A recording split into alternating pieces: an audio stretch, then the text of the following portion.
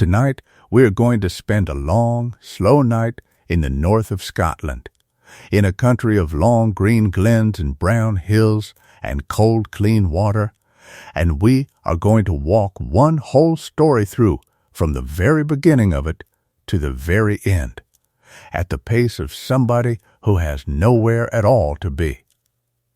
Picture a glen in the far north on a morning in early summer. A little before the sun has cleared the ridge, the floor of the glen is flat and green, where the river has laid down its silt over thousands of years, and the river itself runs brown and clear over gravel, the color of weak tea held up to a window. On either side the hills rise in long, smooth shoulders of heather and bog and gray rock, and the tops of them are still in shadow while the light comes down the western slope like something being slowly poured. There is mist lying along the water in a low white ribbon, thin enough that you can see the shapes of things through it. Along the flat ground there are houses, not many, perhaps 30 of them, low and long and set at easy angles to one another, with no street between them and no plan that a stranger would recognize as a plan, because each one has been placed where the ground is driest and the wind is least. The walls are stone and turf as thick as a man is deep from chest to back, and the roofs are timber crucks thatched with heather and rushes and weighted down with ropes and stones against the gales. From the roof of nearly every one, blue peat smoke is rising, not from a chimney, but from a hole in the thatch, seeping out slowly through the whole roof so that the houses look as though they are gently steaming in the cold. That smoke is the smell of the entire country. It is sweet and earthy and slightly sour, and once you have breathed it, you never mistake it for anything else. There are cattle on the green ground by the river, small black beasts with long horns and shaggy coats, standing about in the way of cattle everywhere, with the air of having thought about moving and decided against it. A dog lies across a doorway. A woman comes out with a wooden pail and walks down to the burn, and her feet are bare, and she does not hurry. Somewhere up the hill behind, out of sight, a boy is whistling at some sheep, and the sound comes down thin and clear over the water. Everything smells of wet grass and peat and cattle and the cold breath of the river. That is a morning that happened, in one form or another, in 1,000 glens every summer for hundreds and hundreds of years. Whole centuries of mornings, one laid on top of another like the leaves of a book, and all of them looking very much like this one. And tonight we are going to walk the whole way through what happened to that morning, how the glens came to be full, how they came to be emptied, who did it and why, and what was left behind afterwards. It is one of the great slow stories of these islands, and it takes place mostly in quiet weather, in ordinary daylight, in glens where nothing louder than a dog was going on. We are going to start long before there was any such thing as a Highland clan, and we are going to keep going all the way through, decade after decade, to the empty glens you can walk into today and the soft green rectangles of turf that mark where the houses stood. But first, settle now into whatever stillness you have made for yourself tonight. Let your shoulders come down away from your ears. Let your hands go loose. Let the small weight of the day slip down off you one quiet inch at a time, the way sand goes out of a fist that stops clenching. If the lamp is still on, let it be a low one. If you are warm, let yourself be warmer. Whatever position you are lying in, let it be the one you stay in. There is nothing here that you have to follow. You do not need to remember any of it. There will be names in this, and dates, and places with long, soft names, and you are not required to hold on to a single one of them. If you drift off in the middle of a glen and wake up 200 years further on, that is not a mistake. That is the whole idea. If you lose the thread entirely, the thread is not going anywhere. It will still be here, running quietly along, and you can rejoin it or not, exactly as you like. Nothing in this story needs anything from you at all. It has already happened. It has been finished for a very long time. All we are doing is walking through it slowly with the light on. If you find that this channel helps you sleep, you might think about subscribing, but only if you truly enjoy what I do here, and only once you have slept well on it. It genuinely does help these long, quiet stories find the people who need them. And if you feel like it, leave your location and your local time down in the comments below. There is something oddly companionable about reading those in the morning and finding that somebody in a harbor town on the other side of the world was awake at 4 in the morning at the same time you were, listening to the same glen fill up with mist. It helps other sleepless people find their way here, which is really the only reason any of this exists. Now, let us go back. Before there was a Highland clan, before there was a chief or a tenant or a rent or a sheep, there was ice. For a very long time, the north of Britain was underneath it. Not snow, not a hard winter, but ice a mile thick and more, lying over everything, moving so slowly that it would have looked to any eye like the most permanent thing in the world. Under that weight, the ice took hold of the old rock beneath it, some of the oldest rock anywhere on the surface of the earth, gray-banded gneiss that was already unimaginably ancient before the first living thing crawled about on it, and the ice ground that rock down and dragged it and scooped it and gouged out long troughs where the old river valleys had been, widening them and deepening them and smoothing their sides. That is where the glens came from. Every one of them. The long, straight ones with the flat green floors and the steep sides, the ones that run down to sea lochs with black water and seals in them, the great trench that cuts the whole country in half from one coast to the other. All of it was carved by ice that has been gone for 10,000 years and left the shape of itself behind in the land. If you stand at the mouth of a glen and look up it and think that it looks as though something enormous went through there, you are quite right. Something enormous did. Then the ice went back, over thousands of years, retreating northwards in fits and starts. And the bare, scoured land it left behind began to be colonized in the slow, patient order that these things always follow.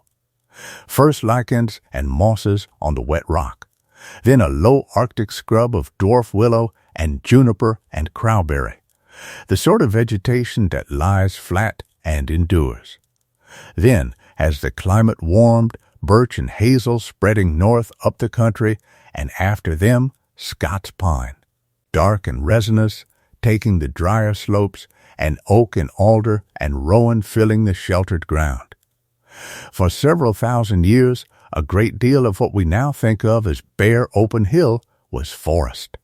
Not a neat forest, not a plantation, but a shaggy, patchy, boggy, deer-haunted wood that thinned out on the high ground and thickened in the glens, with clearings and marshes and open braes among the trees, and wolves in it, and bear for a while, and lynx and beaver on the slow rivers. And into that came people following the coast north as the ice released it, living lightly on shellfish and fish and hazelnuts and deer, moving with the seasons and leaving very little behind them except shell middens and burnt hazelnut shells and scatters of small worked flints that turn up now in plowed fields and rabbit scrapes. They were here a long time before anybody built anything.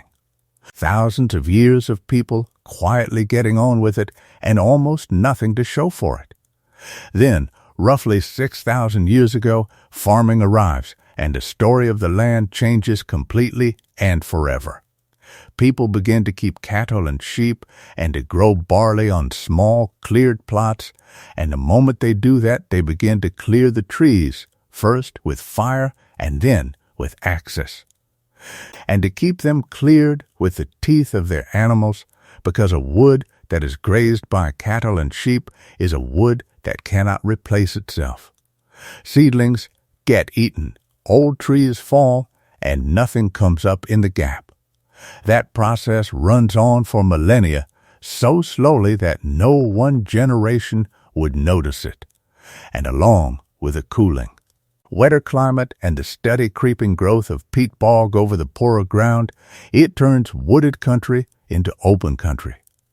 The bare, heathery hills that people now travel a very long way to look at and call wild are in large part the very old work of human beings and their animals. They are not what the land does when it is left alone. They are what the land does when it is farmed for 6,000 years and then grazed hard for a few hundred more on top. Those first farmers built in stone, and some of it is still standing. Chambered cairns on the hill shoulders, great slabs roofed over and heaped with rubble, where the bones of the dead were put in together, not one to a grave, but generation on generation mingled. Standing stones set up in lines and rings, aligned on the low midwinter sun or the long swing of the moon. Later, in the Iron Age, the brocks, which are the strangest and most impressive buildings anyone in these islands has ever put up without mortar. Tall, hollow towers of dry stone, round as a chimney, with double walls and a stair running up inside the thickness of them. Built along the coasts and the sea locks, some of them still standing higher than a house after 2,000 years of Atlantic weather. Nobody left an explanation of what they were for. They were probably a mixture of defense and display, which is what most expensive buildings are. The point of all this, for tonight, is simply that the Glens were not empty and then filled.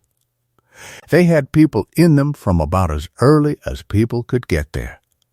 Every green, flat piece of ground beside water in the Highlands has been lived on, farmed, argued over, and buried in for a length of time that makes any single family, any single clan, and any single landlord look like a passing shower. Now the people in those glens gradually acquire names that we can put in a book. And the first of those names, as far as the written record goes, are the Picts. They lived across the north and east of what is now Scotland. They carved animals and mirrors and combs and strange abstract symbols onto standing stones with astonishing skill and no explanatory text whatsoever. And they successfully declined to be conquered by Rome, which is a thing that not many peoples on the edge of that empire managed. To the west, along the sea coast of Argyll and out among the islands, there were the Gaels, sea people with their kingdom of Dalriada facing across the water to Ireland, sharing a language and a church and a great deal of family with the north of that island. The sea was not a barrier between them. It was the road. It always is in that country. Anywhere with a coastline and no decent land route, boats are how ordinary life is conducted, and the Highlands and Islands had almost no decent land route at all until well into the modern age. Then came the Norse, in the last years of the 8th century and for centuries afterwards, and they did not merely raid, they settled.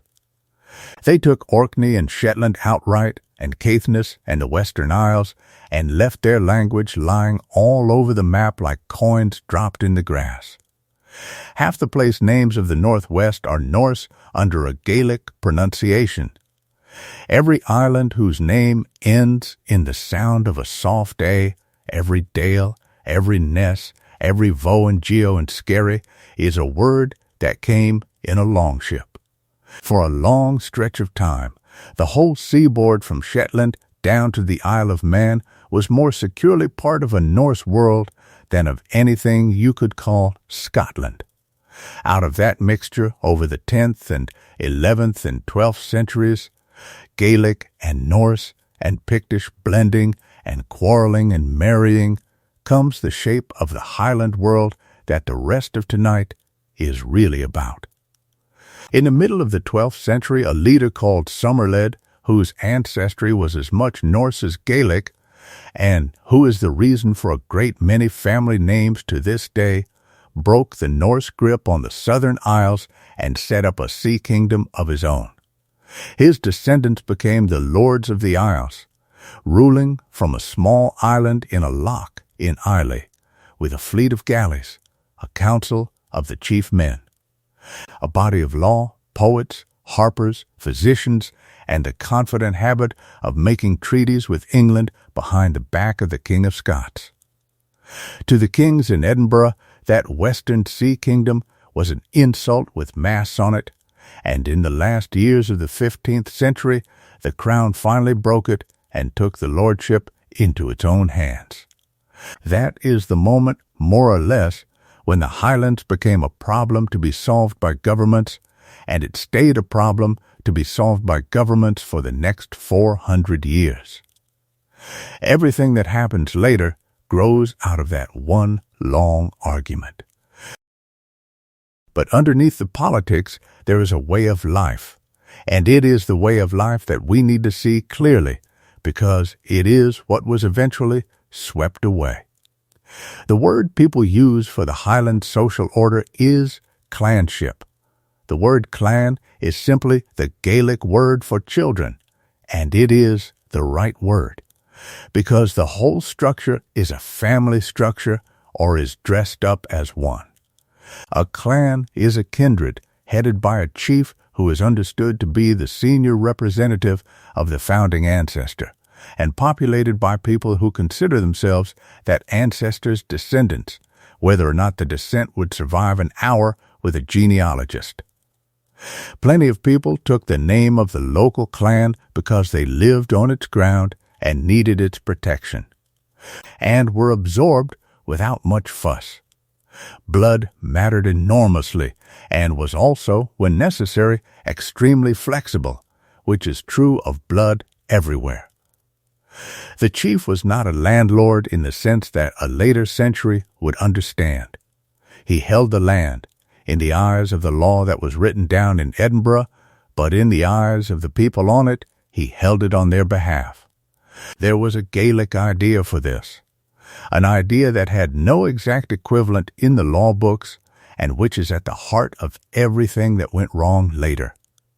The idea was that the people of a clan had a hereditary right to live on the clan's land, a right that came from being who they were and having always been there, and that the chief's ownership was a kind of trusteeship over that right.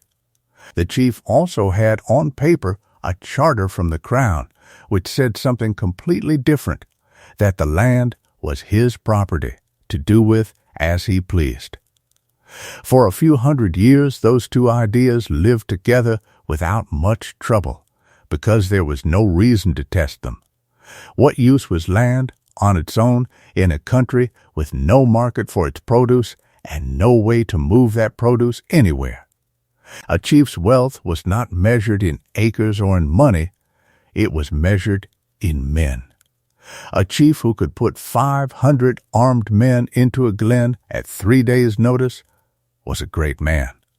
A chief with 2,000 acres and no men on them was nothing at all, a laughingstock with a view. So the interests of the chief and the interest of the people on his ground pointed in the same direction. He wanted them there. He wanted more of them there. He wanted them fed and settled and loyal and breeding, because they were his standing, his safety, and his weight in the world. Beneath the chief came the tacksman. The word comes from a tack, which is a lease. A tacksman was usually a close relation of the chief, a brother or a cousin or an uncle. And he held a large piece of the estate from the chief on easy terms. He did not farm most of it himself. He sublet it to the working tenants, kept a portion of what came in, and in return he did three things. He organized the fighting men of his district and led them. He acted as the layer of society that a chief could take seriously, dine with, marry his daughters to, and send on errands. And he was, in a rough and irregular way, the local government, the man who settled disputes, arranged marriages, saw that the widow had her cow, and knew everybody's business as far as the head of the glen. Beneath the tacksmen came the tenants, who held their land jointly in the townships, and beneath them the cotters and the servants, who had a house and a patch of ground and grazing for a beast or two in exchange for labor. It was not equal, and nobody pretended it was. A chief lived in a house with glass in the windows and claret in the cellar, and a piper who was a hereditary professional. A cotter lived in a smoky room with the cow at one end of it, but the connection between them was personal, and it ran both ways, and it was assumed to be permanent. That is the thing to hold on to. It was assumed to be permanent. The whole arrangement was held together by things that were not written down. It was held together by the sciencescheid, the man who kept the genealogy and could recite the descent of the chief through 20 generations and remind everyone why they were all one people. It was held together by the poets, who praised a good chief in metry and, more usefully, satirized a bad one, and whose opinion of a man could follow him about for the rest of his life. It was held together by fosterage, the custom of sending a chief's son to be brought up in the household of a tenant or a tacksman, so that the boy grew up with milk brothers among the common people and a set of loyalties that no later quarrel could quite dissolve. It was held together by hospitality, which was not a nicety, but an obligation with teeth. A traveler was fed and housed. And a man who failed in that was finished socially.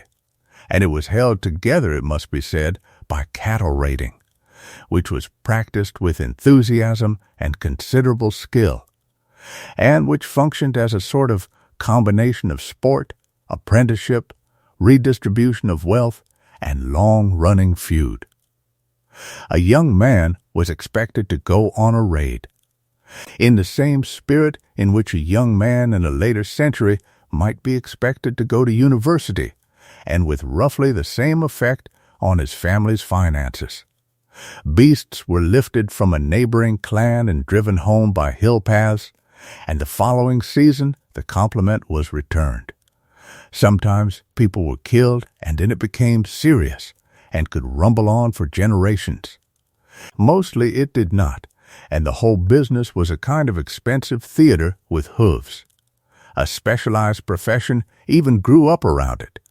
Certain men would offer for a yearly payment to guarantee that your cattle would not be stolen, and if they were stolen, to get them back. Since the same men were often the ones who did the stealing, this was a business model of great efficiency. And it made at least one Highland gentleman genuinely famous.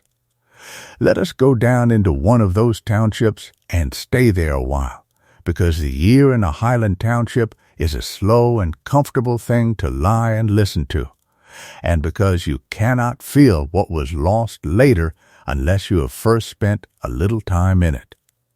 A township was a cluster of families farming one stretch of ground together. Not a village with a green and a shop, but a huddle of low houses and byres and stackyards, set on the drier ground above the flood line, with the arable land lying below in one great open field and a hill rising behind. The arable was not divided into farms with hedges. It was divided into rigs, long curved ridges of raised soil with drainage furrows between them. And the rigs were shared out among the families by lot, and reallocated every few years so that nobody was permanently stuck with the sour, wet corner and nobody permanently enjoyed the warm, dry one. This was run rig, and it looks maddeningly inefficient on paper, and it was. And it also meant that the risk of a bad patch of ground was spread across everybody rather than ruining one household, which in a place with no insurance and no savings mattered more than efficiency did. They grew oats, mostly, and beer, which is an old hardy barley that ripens fast in a short northern summer and tastes, by all accounts, like something you eat because you are hungry. They manured the ground with seaweed where they could get it, dragged up wet from the shore in creels on people's backs. And with the dung of the cattle and with the soot-blackened thatch off the roofs, which is why the roofs were rethatched every year or two, the smoke-soaked old thatch was too valuable as fertilizer to leave up there. Everything went round. Nothing was thrown away because there was nowhere for it to go. Around the arable ran a head dike, a long, low wall of turf and stone that separated the crops from the hill. That wall is the most important line in the whole landscape. Below it, growing things. Above it, grazing, and the entire year turned on moving animals across it at the right moment. In spring, the beasts came off the wintering ground thin, very thin. A Highland cow at the end of a hard winter was a walking framework, sometimes too weak to stand, and there was a real practice of carrying beasts out of the byre in April and holding them up in the sun until their legs remembered what they were for. Winter fodder was the great limiting fact of that whole world. There was no way to grow enough of it. So the herds went into winter with the cattle already on short commons and came out the other side alive but barely. Then the grass came, and in early summer the whole township walked its animals up the glen to the sheilings, the summer pastures high on the hill, and stayed there for weeks. This was one of the loveliest institutions in Highland life, and everybody who wrote about it remembered it with a helpless fondness. The young people and the women went up with the cattle, driving them along the hill paths, and lived in small round huts of turf and stone that had to be repaired every year because the winter always got in. Up there, above the head dike, there was grass that had been resting since autumn, and long light, and no work but the animals, and the milk came thick and yellow. They made butter and crowdy and cheese, and stored it in barrels sunk in a peat bog to keep cold. In the evenings there was singing, of a very particular kind, walking songs and milking songs, and the sort of long, slow air that sounds like the hill it was made on. The midges were appalling. Everybody agreed the midges were appalling. Everybody went back the next year. Meanwhile, down below, the crops grew unmolested inside the dike, and the older people worked the ground and cut the peats. Peat cutting is the other great fixed point of that year. There were no coal seams handy, and after all those centuries of grazing, very little wood, so the fuel for every fire in the Highlands came out of the bog. In May, the men went up with a special angled spade and cut the wet peat in neat oblong blocks. And the blocks were laid out flat to dry, and then stood up in little leaning pairs and then built into small stooks and turned and stacked, and every stage was a separate journey and a separate day's work, and the whole business took most of the good weather of the year. When at last the peats were dry, they were carried home, generally on the backs of women in creels, and built into a great stack beside the house, thatched and combed as carefully as a roof, because that stack was the winter. A household with a poor peat stack in October was in trouble in a way that is hard to feel now, when warmth arrives without anybody carrying it. Autumn brought the harvest, cut with sickles, the whole township working across the rigs together and moving on to the next families, because the weather could turn in an hour and everybody's grain mattered to everybody. Then the animals came back down over the head dike and onto the stubble, and the ground got its manuring, and the year folded shut. And then there was the killing. Because there was not fodder to keep them all, a proportion of the beasts had to go before winter, and what could be salted was salted, and what could not was eaten. There was a certain grim festivity about it. It was also, in a good year, the moment when the money came in, because the great trade of the Highlands was black cattle on the hoof. That trade deserves a moment, because it is the one thread of connection between those glens and the wider world for most of 2 centuries. Every autumn, the little black beasts were gathered in their hundreds and then their thousands and walked south. Not carted, not shipped, walked, in droves, over the hills, along ancient routes worn by generations of hooves. Swimming the narrow sea crossings from the islands with their heads roped up out of the water, coming down through the passes to the great trysts at Crieff and later Falkirk, where dealers from England waited with money in their coats. From there, the same beasts walked on into England to be fattened on lowland grass and eaten in London. A Highland drover was a serious professional with a reputation to keep, who slept out on the hill with a plaid and a bag of oatmeal and a horn of whiskey, and thought nothing of a month on the road. The whole rhythm of the year ended with men coming back up the Glens in November, with silver in their pockets, which paid the rent, and news from the south, which paid for the winter's conversation. Now, the houses. A Highland house of that period is the thing that visitors from the south wrote about most, and always in the same tone, which was the tone of a man holding a handkerchief to his face. They were low, thick-walled, windowless, or nearly so, with a fire on a hearthstone in the middle of the floor and no chimney, so that the smoke made its way up into the thatch and out through it, filling the upper half of the room permanently with a warm blue haze. If you stood up, you were in it. If you sat down, you were beneath it. So people sat down. There were commonly no partitions, or only one, and the cattle wintered under the same roof at the lower end, which the visitors found disgusting, and which was in fact an extremely sensible way to keep both the cattle and the people warm, and to keep the manure where it was needed. The floor was earth. The furniture was benches and a chest and a bedbox filled with heather, and the heather was renewed, and the smell of it filled the house.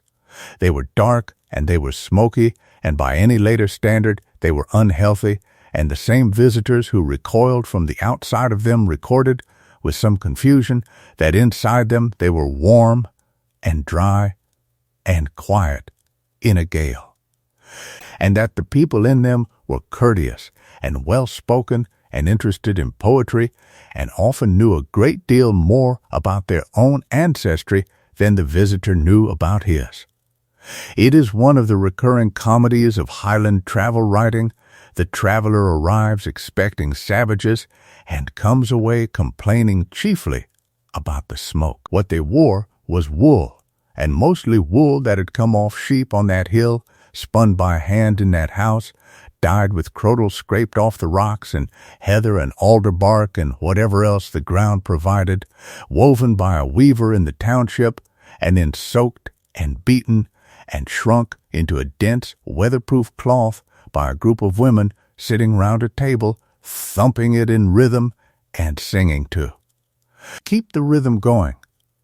That work was called walking, and the songs made for it are among the great treasures of the language, and they were sung by ordinary women doing a hard, boring job together, which is where most great songs come from. And then there was the winter, which is the part of that life that sounds worst on paper and turns out in the accounts of the people who lived it to have been the part they liked. The work stopped, not entirely, because the beast had to be fed and the peats carried in and the meal ground, but the long, grinding outdoor labor of the year was over, and the days were extremely short. In the far north in December, the light is a gray suggestion that arrives late in the morning and gives up in the middle of the afternoon. And after that, there are 16 or 17 hours of dark to be got through, every night for months. So, they got through it by talking. Every township had a house that was the gathering house, usually because the man or woman who kept it was good company and did not mind the crowd, and in the evenings people went to it, and sat on the benches and on the floor and on upturned creels round the fire, with the smoke lying in the roof above them and the light of the peats going red and orange on everybody's faces, and the work of the evening got done while they talked. The women spun and carded and knitted. The men twisted heather rope and mended and made creels out of willow. Somebody was always doing something with their hands. And into that, night after night, went stories. Not casual anecdotes, but a repertoire, long formal hero tales that took several evenings to tell and had been carried down word for word for centuries. Some of them the same tales that were being told in Ireland and had been old when they crossed. Local histories. Genealogies, accounts of who was related to whom and how, delivered with the confidence of a man reading from a book, except that there was no book. Songs endlessly, riddles for the children. And ghost stories in a country that had a large and precisely organized population of ghosts along with the second sight, which was reported so consistently by so many otherwise skeptical visitors that they generally gave up trying to explain it and simply wrote it down. A collector who went round those houses in the middle of the 19th century, when the whole thing was already thinning out, found men who could not read a word who had hundreds of long tales by heart. And he found them in exactly the sort of dark, smoky house that visitors had been complaining about for 100 years. The library was in the room. It was just that the books were people. Their year had its fixed points, and most of them were older than the church that had absorbed them. There were the quarter days at the beginning of February and May and August and November, which are the old Gaelic divisions of the year and which arranged everything, when rents fell due, when servants were hired, when the beasts went up and came down. There were the fires lit on the hills at the start of summer, and the cattle walked between them for luck and for whatever it did to the ticks. There were the wells that were visited, and the rags tied on the thorn beside them, and the coins pushed into the bark of certain trees. The church disapproved of a great deal of this and then quietly settled into it, as churches everywhere have. There were weddings that lasted 3 days and were paid for by everybody bringing something. There were funerals with a long walk to the burial ground, the coffin carried in relays by every man present, with cairns built by the road where the carriers changed over. And those cairns are still standing on hill roads all over the north, and every one of them is somebody who was carried past on somebody's shoulder. There was a good deal of whiskey, which was made at home in quantities that no government has ever managed to measure, and which was the medicine, the currency of hospitality, and the reason for several of the more entertaining local court cases. Medicine itself was mostly herbs and rest and the belief, not entirely unfounded, that being warm and dry and fed would cure most things that could be cured. There were bone setters with real skill. There were people known for charms, and the charms have been written down, and they are strange, beautiful things, half prayer and half incantation, addressed to the milk, the fire, the journey, the cow, the woman in labor, the man going out on the water. And in the smothering of the fire at night, there was a form of words used in a great many houses. The peats were not put out, because a fire in a house like that was never put out, and could not easily be started again. They were heaped and covered with ash, so that the heart of them stayed alive till morning. And while that was done, the woman of the house said the words that put a blessing on the household for the night. That, more or less, is the last thing that happened in one of those houses on an ordinary evening. A fire banked under ash, a room going dark, and a set of words that had been said in that room every night for longer than anybody could remember. Which is worth holding on to for a moment, because it is the thing that was actually lost, not the acreage. The acreage was poor, and everybody knew it was poor, and a good many of the people who left it went on to farm better ground and eat better food and live longer lives, and would have told you so themselves. What could not be taken along and could not be rebuilt was the density of it.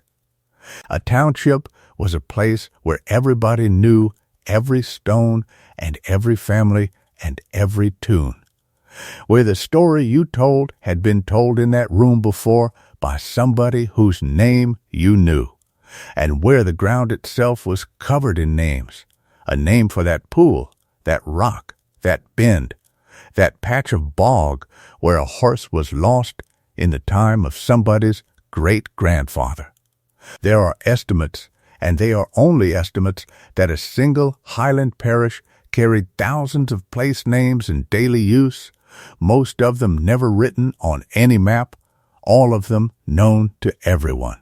When the people went, those names went with them, and a hillside that had had 400 names on it became a hillside with one name on it, which is the name on the map now. So that is the world. Now watch the pressure begin to come on to it, quietly, from a long way off, and from a direction nobody in the glen was looking. The pressure came from the south, and it came in the form of money and manners.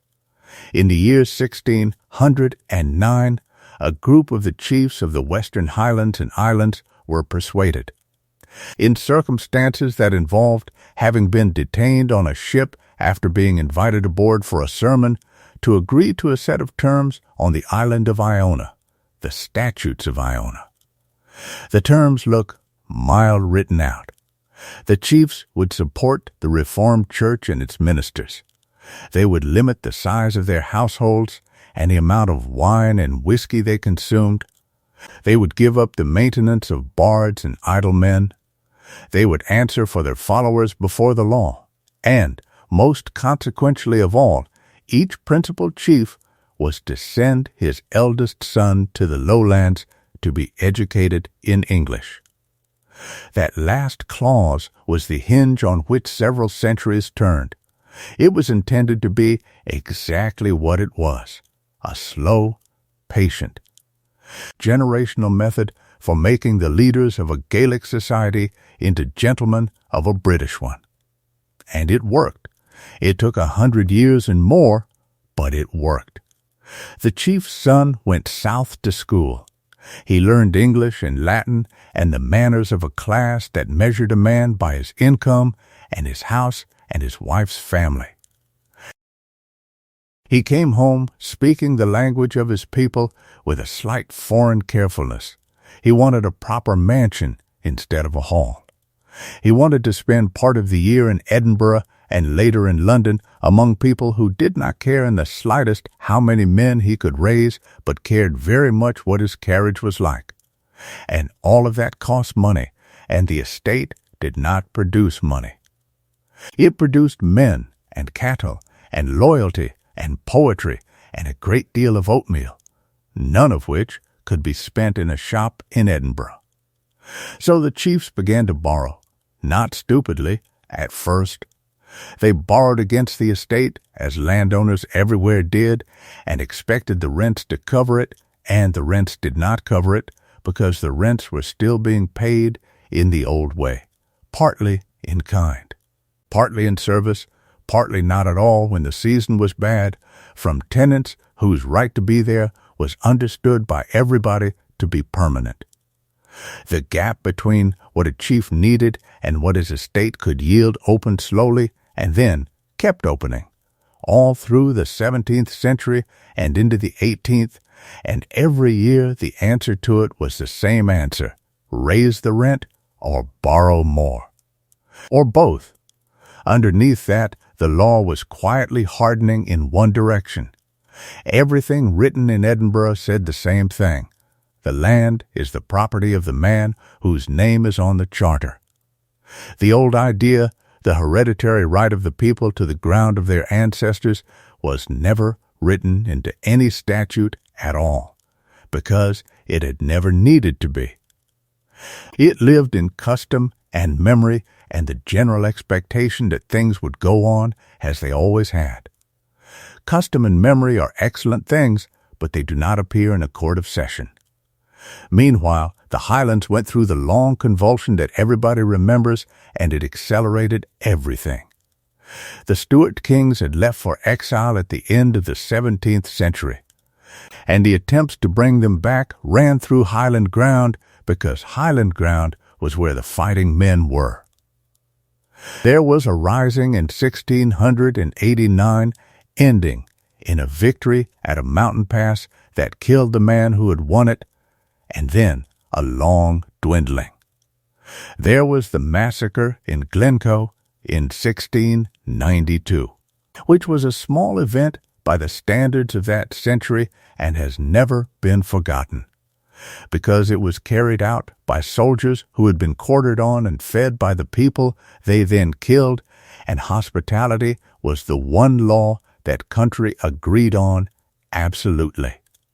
There was a rising in 1715 that came close and was thrown away by hesitation, and a small odd affair in 1719 with Spanish troops that ended in a glen full of fog. And then there was the last one. In the summer of 1745, a young man landed on the west coast with a handful of companions and no army at all, and in the space of a few weeks talked, charmed, and shamed enough chiefs into joining him that the thing became real. It went astonishingly well for a while. The march south, the taking of Edinburgh, the victory outside it, the long walk into England as far as Derby, the turn back north when the promised support did not appear, and then the long retreat, the winter, the hunger, the pay not arriving, and finally a flat wet moor east of Inverness called Culloden on a morning in April in 1746, where an exhausted, half-starved, badly positioned army stood in the sleet and was destroyed by artillery in something under an hour. What happened after that battle matters far more to tonight's story than the battle itself. The government had been frightened, genuinely frightened, twice in 30 years, and it decided to make certain there would not be a third time. So it did not simply punish the men who had fought. It set out to take the machinery apart. The wearing of tartan and the plaid was banned by statute for anybody outside the army. Carrying weapons was banned, and the bans were enforced by patrols. The bagpipe was discouraged and in places treated as an instrument of war. Those measures get remembered because they are picturesque, and they were resented, and they were partly evaded, and in the long run, they mattered less than the plain administrative one that came alongside them. That one was the abolition of the heritable jurisdictions. Until then, a chief had been, in law, the judge of his own people. He held courts. He punished. He was the government within his own bounds. In 1747, That power was bought out from the landowners for cash and abolished, and the whole of Scotland was brought under one system of courts run from Edinburgh. And with that, the chief stopped being a chief in any functional sense. He was no longer a judge, no longer a war leader, no longer the government. Every reason for a man to hold land in order to hold people was gone at a stroke. What was left to him was one thing only. He was the legal owner of a very large amount of ground. Estates of men who had come out for the Stuarts were forfeited to the crown and administered for a generation by commissioners with improving intentions, who built roads and schools and tried to introduce linen manufacture with mixed results and, whatever their intentions, with an unmistakable air of a museum being run by its curators. Military roads were pushed through the passes and barracks built, and the country opened up in a way it never had been. Drovers used the new roads. So did ideas. So, in due course, did sheep. Here is where you can watch the old contract come quietly apart, a piece at a time, over about 40 years, with nobody announcing that anything has changed. The first people to feel it were not the poorest, they were the tacksmen, the chief's own relations, the layer in the middle. Once a chief no longer needed fighting men, a tacksman was no longer the officer who could produce them. He was simply a middleman, holding a large piece of ground on an easy old rent and passing a share of it on to the tenants beneath him. Looked at from an estate office with a ledger open, he was an obvious inefficiency, a man taking a cut for services that were no longer required. So chiefs began to break up the tax, raise the rents on them enormously, or refuse to renew them at all, and to let the ground directly to the tenants beneath at rents the tenants could not really pay either. The tacksmen were educated, proud, well-connected, and had money and standing of their own. They were not going to sit and be squeezed by a cousin. So they left, and when a tacksman left, he did not go alone. He went as the head of a party, taking his subtenants and their families with him, chartering a ship, and sailing for North America, where the same men expected to hold the same position among the same people on land they would own outright. That is how the emigration begins, not with the destitute being driven out, but with the middle rank walking out in disgust and taking a slice of the population with them. Through the 1760s and 70s, ship after ship went from the western sea locks to the Carolinas to New York to the St. Lawrence. A ship called the Hector took a party from Loch Broom to Nova Scotia in 1773, and the tale of that crossing, with smallpox aboard and provisions rotten and a piper playing them ashore into a wilderness at the wrong end of the year, became one of the founding stories of Gaelic Canada. In that same year, an elderly and famous man of letters from London traveled through the Highlands and Islands with a Scottish friend and wrote it all down. He was not a sentimental man, and he had come north partly to be amused. What he found instead was a society in the middle of visible dissolution. And he said so with a flat clarity that still lands. He watched the chiefs turning into landlords and noted that the change had made them richer and had destroyed the thing that had made them worth following. He recorded that the people were leaving, and that on one island they had a dance called America, in which one couple after another was drawn into the movement until the whole floor was going, and everybody watching understood exactly what it was about.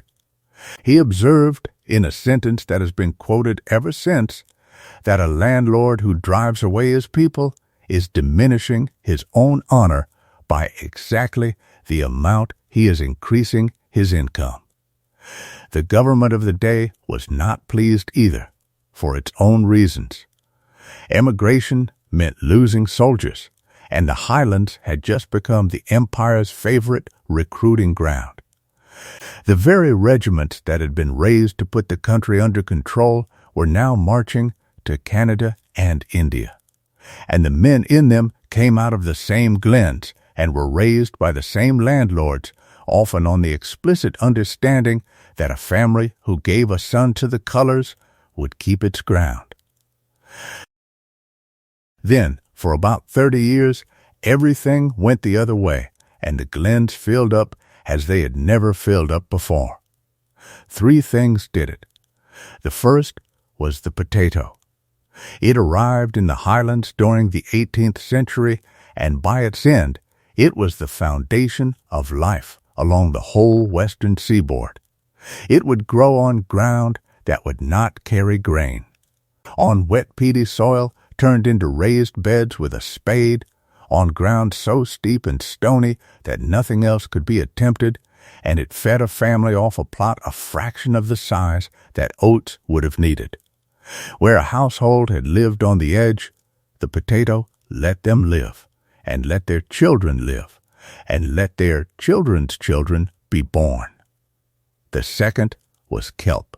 During the long wars with France, the price of the alkali used in glass and soap and bleaching went through the roof, and it turned out that you could make that alkali by cutting seaweed off the rocks at low tide, drying it, and burning it slowly in long shallow pits until it fused into a hard blue-gray slag. The whole western coast was suddenly sitting on a resource. It was filthy, exhausting, seasonal work, standing in the sea to cut the weed, carrying it up in dripping creels, tending the pits in the smoke for hours. It also paid, and the money went overwhelmingly to the landlords who owned the shore and who took it out of the workers in the form of rents that had to be paid in cash that could only be earned by cutting kelp for them.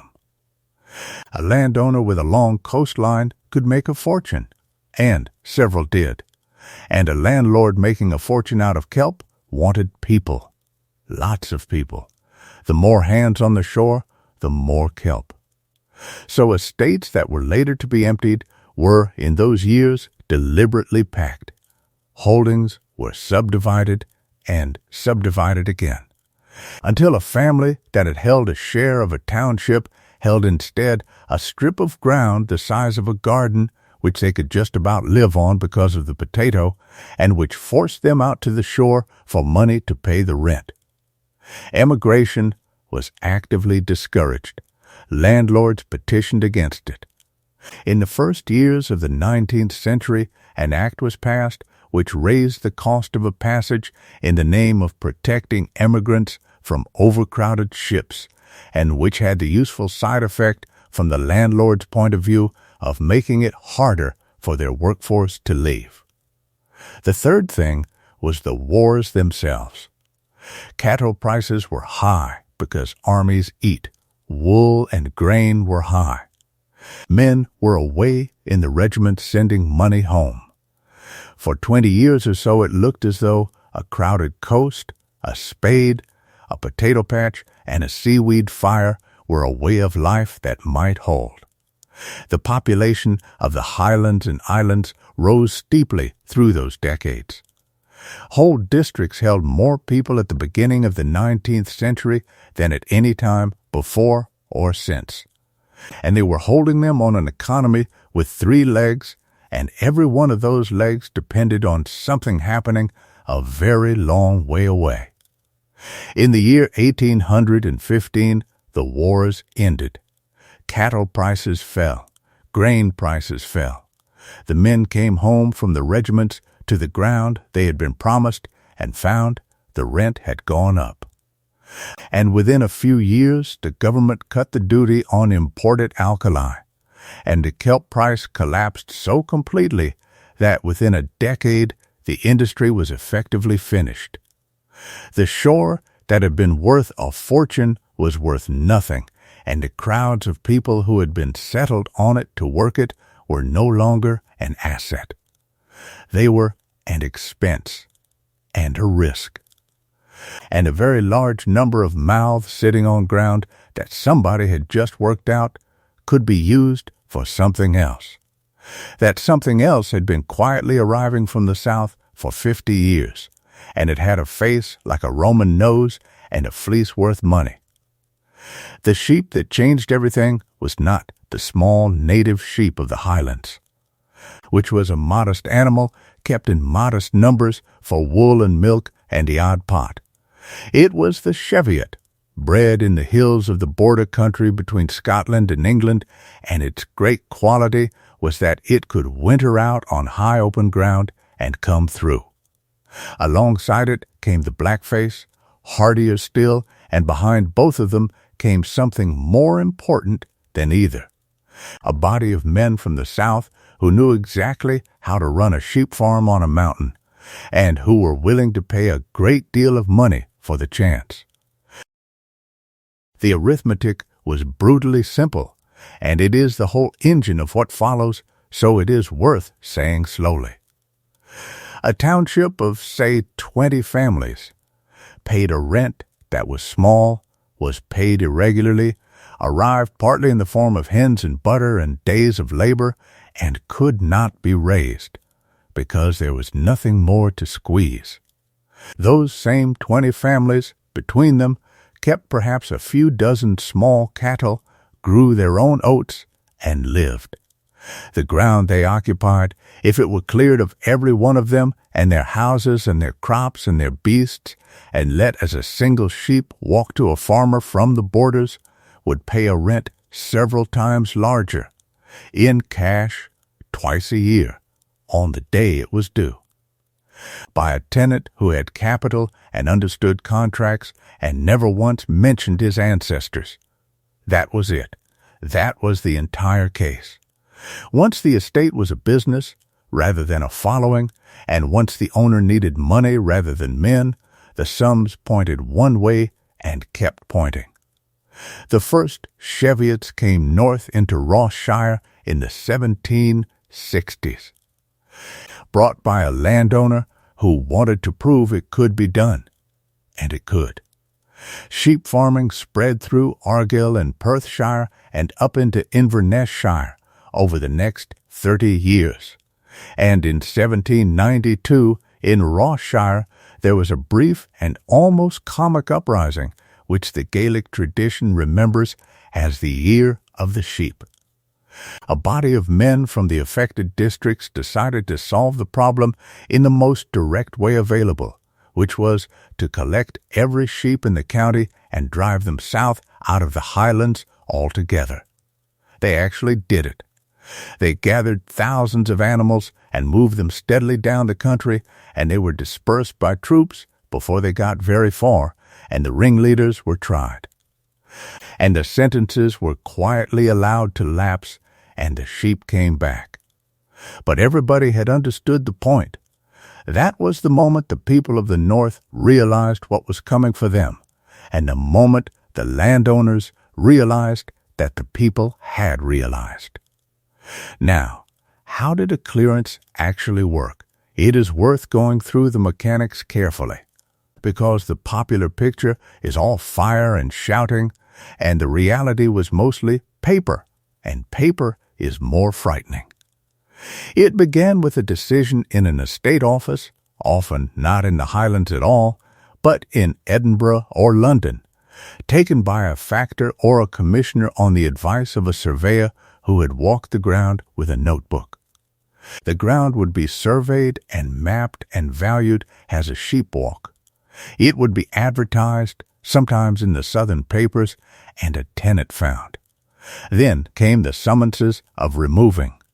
These were legal documents obtained from the sheriff court requiring the named tenants to flit and remove themselves, their families, their goods, and their cattle from the lands they occupied by the term day. The term day was almost always Whit Sunday in the middle of May, which is a detail worth sitting with, because it means the removal happened after the spring work was done and the seed was in the ground and before any of it could be harvested. The people left the crop they had planted standing in the rigs behind them. The summonses were served by a sheriff officer, who walked into the township with the papers and read them out, or handed them over, or pinned them to a door. Very often the people receiving them could not read, and had no English, and the officer had no Gaelic, and the whole encounter was a man delivering an incomprehensible piece of paper to somebody who understood perfectly well what it meant. Then there was an interval, sometimes months, in which the township lived on in a strange suspended state, doing the ordinary work of the year on ground it no longer had any right to. Some families used the time to write petitions, and the petitions were beautifully composed, and were answered with polite regret or not at all. Some sent a deputation to see the landlord in person, on the ancient assumption that the chief would not know what his officers were doing and would put it right when he heard, and sometimes that was even true, and it made no difference. And then, on the day, the removal. If the people went quietly, which most did, they took what they could carry and what a small cart or a pony could hold, and they walked out. If they did not go, the officers came with a party of men, and the household goods were carried out and set down on the ground, and then the roof was taken off. That last act is the one that has come down through the whole of Gaelic memory, and it needs explaining because it looks like pure cruelty, and it was also, in its own cold way, a piece of procedure. A Highland house belonged, by custom, half to the landlord and half to the tenant. The walls of stone and turf were reckoned to go with the ground. But the timber of the roof was the tenant's own property, bought or cut or inherited and passed down and treasured. Because in a country with almost no wood, a set of good roof trucks was one of the most valuable things a family owned. So the roof timbers were pulled down and carried off by the family, if they had anywhere to carry them to. And the roofs were destroyed on the spot so that nobody could creep back in and reoccupy the house once the officers had gone, which people certainly would have done, because they had nowhere else. Sometimes that destruction was done with crowbars and ropes. Often, because it was quicker, it was done with fire. The thatch of a Highland house was heather and turf and years of peat smoke, and it went up in moments and burned with a heavy, sweet smoke that could be seen from the head of the glen. When a township was cleared in that way, there was a period, generally an afternoon, in which a dozen or 20 roofs burned one after another along the floor of a glen, and the people stood out on the grass with their bedding and their pots and their children and the cattle milling about untended, and watched. That afternoon happened many times in many glens over about 70 years. Not everywhere, and not always, and there were plenty of removals conducted with legal correctness and no fire at all. But it happened often enough, and it was witnessed often enough, and it was remembered with such precision that it became the single image the whole thing is remembered by, in songs made within living memory of it and passed down in places 3,000 miles away. And here is the part that is hardest to hold in the head. Almost none of this was illegal. The summonses were valid. The sheriff officers were doing their work. The landowners were exercising rights that a court in Edinburgh would confirm without hesitation, and did confirm repeatedly whenever anybody tried. The old understanding, the one that said these people had a hereditary right to this ground, because they and their fathers had always been on it, had no standing anywhere. It had never been written down. It had never needed to be. And when at last it was tested against a charter and a lease and a summons of removing, it turned out to weigh nothing at all. It is worth stopping here for a while, in the middle of it, to hear how the people doing this explained it to themselves. Because they did explain it, at length, in print, and their explanation was the respectable opinion of the age. The word they used for the whole program was improvement, and improvement was the great enthusiasm of that century in every part of Britain. In the lowlands of Scotland and in England, the same decade saw open fields enclosed, common land taken in, villages moved, cottages turned into laborers, and agricultural output raised enormously in the process. What was done in the Highlands was a version of a thing that was being done everywhere, by the same class of people with the same books on the shelf. Their argument had 4 parts, and each part was perfectly sincere, and each part was, at the very least, arguable. The first was that the ground would not support the people on it. That was true. The population of the West and the islands had roughly doubled in 50 years on an economy propped up by a wartime price for seaweed and a single vulnerable root crop. And any competent observer could see the arithmetic was not going to hold. It did not hold. When the potato failed in 1846, the whole structure came down, exactly as predicted, by people who had been predicting it for 30 years. The second was that the old system was inefficient and the new one was productive. Also true, on its own terms. A sheep walk produced more marketable value per acre than a township did, and produced it in a form that could be sold in Glasgow and London. A nation that wanted wool and mutton got more wool and mutton. The third was that the people would be better off. This was believed with real conviction. They would be fishermen, or they would be tradesmen in the new coastal towns, or they would go to the manufacturing towns of the South where there was work and wages, or they would go to the colonies and own land outright, which nobody in a Highland township would ever do at home. And here is the awkward thing, for a very large number of families, over 2 generations, it turned out to be true. The grandchildren of cleared families in Canada were, by almost any measure anyone can construct, better housed, better fed, better educated, and better off than they would have been in the Strath. The fourth was that the old way of life was itself the problem. The idleness of a society that worked in bursts and talked all winter. The attachment to a language that led nowhere. The habit of dividing land among children until nobody had enough. The improvers regarded all of this as a kind of moral illness which the discipline of wage work and regular rent would cure. Now set against that the case on the other side, which was made at the time loudly by ministers and journalists and by the people themselves in petitions, and which does not depend on hindsight at all. It was made against them, not with them. Nobody in any strath was asked. There was no consultation of any kind, no vote, no appeal, no compensation for a house you had built, or a field you had drained, or a wall you had raised. The improvement was done to a population by people who did not speak their language, and the profit of it went to the man whose name was on the charter.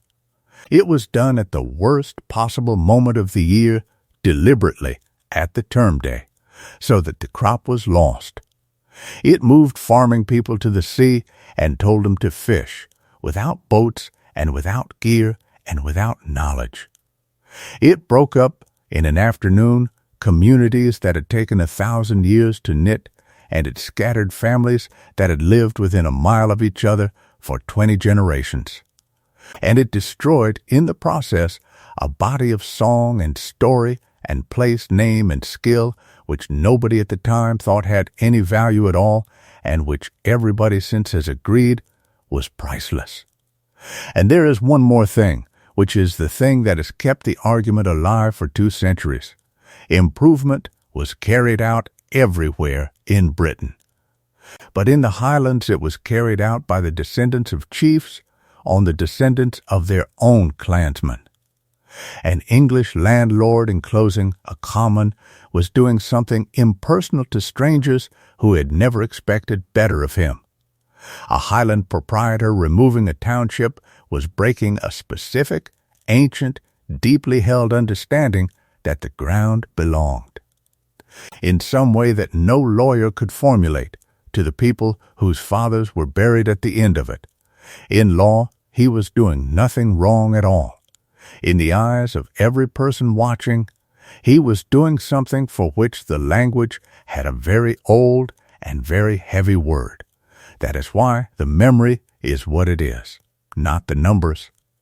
The numbers, brutally, are not the worst in 19th century Europe, not remotely. It is the betrayal and the silence of the law about it, and the fact that the men doing it went on being received everywhere as gentlemen of the first rank. You will also find, if you go looking, that people still argue about how much of it happened and how it should be described, and that the argument is conducted with a heat that surprises visitors. Some historians emphasize the economics and the genuine overpopulation and the landlords who ruined themselves paying for relief. Others emphasize the removals and the burnings and the language of the estate papers, which really does have to be read to be believed. Both are working from real documents. The truth of the matter is that a very large number of separate things happened over 100 years in a country the size of Belgium, some of them merciful and some of them not, and that any single sentence about all of it will be wrong somewhere. What is not in dispute is the shape of the result, and the result is on the map. A populated interior became an empty one. A society organized around people became an economy organized around animals. And that happened district by district, term day by term day, over roughly the span of a long human life.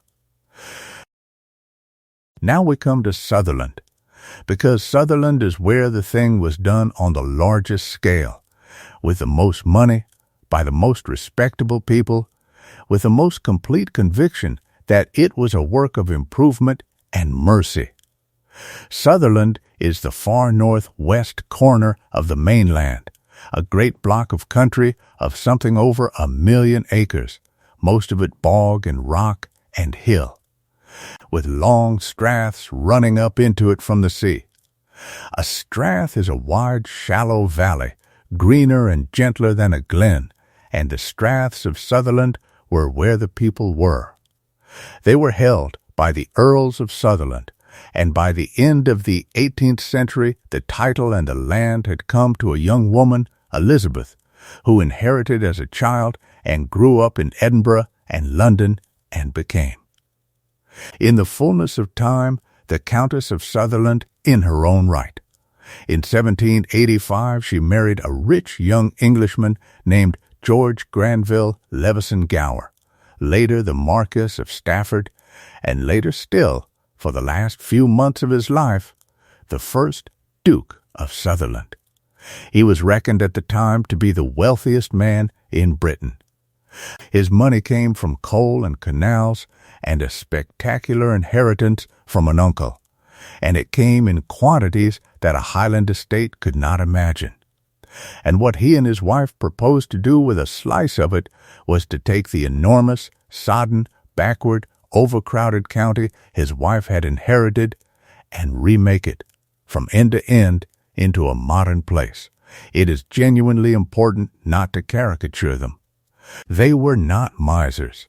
They spent vast sums of their own money in Sutherland and never got most of it back.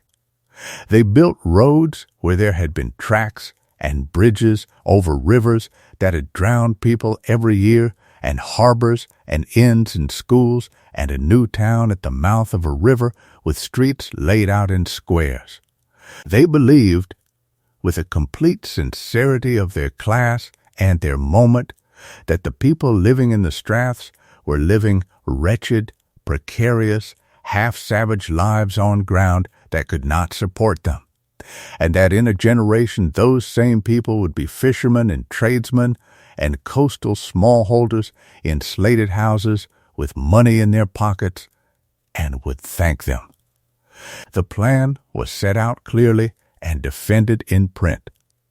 The interior of the county, the Straths, would be cleared of its inhabitants and let as great sheep farms to men from the South who could pay real rents. The people would not be sent away. And this is the part the Sutherland management always insisted on with real indignation. They would be resettled on the coast on lots of ground deliberately made too small to live on by farming, precisely so that the tenants would have to turn to the sea and become fishermen, which was where the future was. Everything in that sentence is a decision. The lots were small on purpose. The purpose was to force a change of trade. The people were being reorganized as a matter of policy from a farming society into a fishing one by an estate that had worked out what they ought to be doing instead. To carry it out, the estate brought in 2 men from Moray in the early 1800s. One was William Young, an energetic agricultural improver with a great many plans. The other, who became the factor with responsibility for the removals, was a lawyer named Patrick Seller. Seller was clever, hard-working, entirely convinced, and possessed of a pen that would ruin him. He wrote about the people of the Straths as one might write about a herd that had been allowed to run wild for too long. He believed the Gaelic language was a barrier that ought to be removed, that the old way of life was an obstacle to happiness, and that the sooner the whole thing was swept away, the better it would be for everybody, including the swept. He also, and this is the detail that matters most, took a lease on one of the cleared sheep farms himself. The man conducting the removals was also the man who would be renting the ground once it was empty. The clearing of Sutherland ran in waves from about 1807 through to 1821. Whole straths went, one after another, thousands of people in a county that had never had very many to begin with.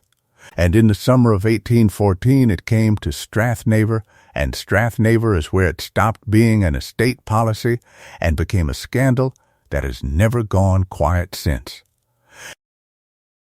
In the Gaelic of the district, that year has its own name, and the name means the year of the burnings. The removals in Strathnaver were carried out in June in fine weather over several days, township by township, up the Strath.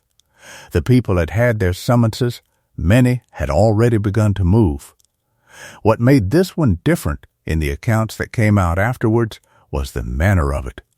Houses fired while goods were still inside, timbers burned rather than given up so that they could not be used to build again. The work pressed on so fast that the old and the sick were carried out of houses that were already alight, and at least one very old woman who died within a few days of being moved out of the house she had been born in. There was a mill burned, and there were barns burned, and there was a general fury in the Strath of the sort that does not fade. Afterwards, people put up shelters against the walls of the burial ground, because a burial ground was the one piece of ground nobody would move them off. And there was a young stonemason from the township of Rossall named Donald MacLeod, who saw what happened, and who years later, from Canada, wrote it all down and published it in a book whose bitterness comes off the page like heat off a stove. He is not an impartial witness. Nobody who watched that was ever going to be an impartial witness. But he was there, and his account is detailed and specific, and no one has ever managed to show that the substance of it is untrue. The noise around Strathnaver was loud enough that Patrick Seller was arrested and put on trial at Inverness in the spring of 1816, charged with culpable homicide and with fire-raising and with cruel and barbarous conduct in the removals. It should have been the case that settled the whole question, and in a sense it was, though not in the way anyone hoped. The trial lasted a single day. The jury was made up of landowners and men of business, the sort of men who ran estates or served them. The presiding judge summed up in terms that left very little doubt about what he thought of the evidence and of the character of the witnesses, who were poor, Gaelic-speaking, and gave their testimony through an interpreter. Seller was acquitted on every charge in a matter of minutes, and the man who had brought the prosecution, the local sheriff substitute, found his own career quietly finished not long afterwards. And that was the answer, delivered from a bench at Inverness, to the question of whether the old customary right of the people to the ground of their ancestors could be defended in the law of the land. It could not. It never had been able to be. After 1816, everybody on both sides knew it for certain, and the removals went on for another 40 years. Seller left the estate service a few years later and became, in the end, one of the largest and most successful sheep farmers in the North, and died a wealthy man with a great many acres and a great many children who did well. The removals in Sutherland went on without him, under a new factor, and the biggest of them all came in 1819 and 1820, when the upper straths were emptied in a single season on a scale that made everything before it look like a rehearsal. So follow one of those families down to the coast, because what happened next is the part that usually gets left out. They came down out of a strath where their people had been for as long as there was any memory, and they arrived at a stretch of shore that had been surveyed and pegged out into lots. A lot was a strip of ground running down to the sea of a few acres, and much of it standing on rock or on peat or on shifting sand, and none of it broken. There was no house on it. They were expected to build one out of whatever they could carry down and whatever stone they could lift out of the ground before the winter.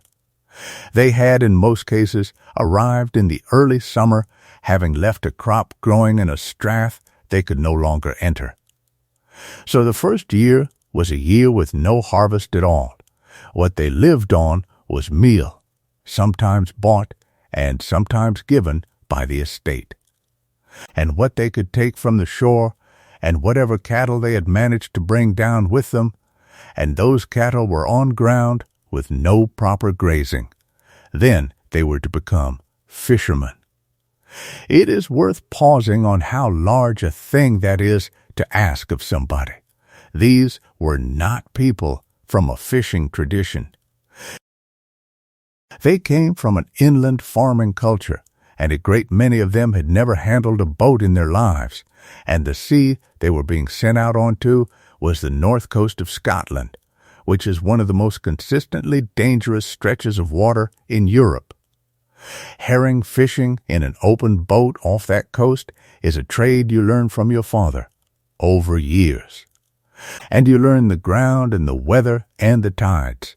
To learn it from nothing, in middle age, with a family to feed, in a boat you cannot afford, is a different proposition altogether. Some managed it, and managed it well, and there are harbors on that coast that were built by exactly that transition and prospered for 2 generations. Many did not, and there were drownings, and there were families who simply sat on their lot and got poorer. Meanwhile, a new town rose at the mouth of the river at the eastern end of the county, with straight streets and a harbor and curing yards, and for a season or two every year the herring came, and the town filled up with boats and barrels and salt and women gutting fish at a speed that is difficult to believe when you read about it, and money moved. The estate had not been lying about the possibilities. It had simply been extremely optimistic about how many of them there were, and completely uninterested in whether the people forced into them wanted any of it. And in the interior behind them, the straths filled up with sheep. Not with sheep and a few people, but with sheep and a shepherd and his dogs. And one substantial farmhouse with a slate roof where a dozen townships had been. There is a stone monument to the first Duke of Sutherland on the top of a hill above the coast, put up by public subscription after his death by tenantry, who were said to have contributed gratefully. It is enormous, and it can be seen from a very long way off. And there has been an argument about whether it should stand there that has now been running for the better part of 2 centuries and shows no sign whatever of being settled. That is the trouble with monuments. They are built to close a subject, and they are extremely good at keeping it open. Now, Sutherland was the biggest, but the same thing was being done in 20 other places at once, by 20 other kinds of owner, and it is worth walking along the map a little because the variety is part of the story. In Ross Shire and in the great straths inland from the eastern coast, sheep farms spread through the first decades of the century. At Strathconnell, the removals ran on for years, a few townships at a time, quietly, without a scandal to attach to them, until a populous inland valley was a sheep run with a shooting lodge. In 1845, in Glencalvy in Ross Shire, a group of some 80 people were removed and had nowhere at all to go, and they camped in the churchyard of the little church at Crowick, in shelters made of tarpaulin and blankets slung against the wall on the sheltered side. A reporter from a London newspaper came all the way north and wrote about them, and what he wrote went round the country. Somebody among those people scratched words into the outside of a window pane of that church with a diamond or a nail, a few short lines in English recording that the Glencalvy people had been here, and the date and a line about wicked men. Those scratches are still on the glass. You can go and look at them. There is something about a message cut into a window by a person waiting outside a locked building that gets past every argument anybody has ever made about the necessity of it all. On Skye, the removals were heavy and long, and the names of the cleared townships run right round the coast. At Borreg and Suisnish in the south of the island, in the early 1850s, a whole population was moved off in stages over several years, and an account of it was written by a geologist and journalist who happened to be born in the north and never forgave what he saw. In the Uist and Barra, in the same years, the estates of a proprietor who had bought the islands as an investment cleared them with an efficiency that shocked even other landlords. And there were emigration ships filled under circumstances that a government inquiry would have found extremely difficult to defend, if a government inquiry had ever been held. At Knoydart, on the west coast in 1853, the last of the people were put off, and some of them refused to board the ship and came back and built shelters and had those pulled down and built them again and, in the end, went anyway. And the peninsula they left is one of the emptiest places in Britain to this day and is reached, still, mainly by boat. At Solus in North Uist in 1849, there was open resistance. The people would not go. The sheriff officers were driven off and came back with police, and there was fighting with sticks and stones on the Machair, and arrests, and a trial at Inverness where the jury convicted the accused of obstruction, and then asked for the greatest possible leniency, which the judge granted. And everybody went home understanding that the law would win every time and would be a little embarrassed about it. And through it all, one institution did something that mattered enormously to the people concerned and is often left out of the telling. In 1843, the Church of Scotland split in two, in what is remembered as the Disruption, over the question of whether landowners had the right to appoint the minister of a parish against the wishes of its congregation. In the Highlands, the great majority of people went out with the new free church, and the landowners, who had just been told their patronage was worthless, in a number of cases refused to grant a scrap of ground on which the new congregations could build. So they worshipped in the open air, in quarries and on shores and in the beds of streams, in weather, for years. And in a few places a congregation was given the use of a ship moored offshore. It was the first time in generations that Highland people had won an argument with their landlords by simply walking away, and they did not forget the feeling. Then, in the middle of the century, the ground gave way underneath everybody at once. In the summer of 1846, the potato blight arrived in the Highlands. It had already crossed Ireland with catastrophic results, and it came north the following season, and it came into a society that was, along the entire western seaboard and through the islands, more dependent on the potato than almost anywhere in Europe outside Ireland itself. The blight is a mold.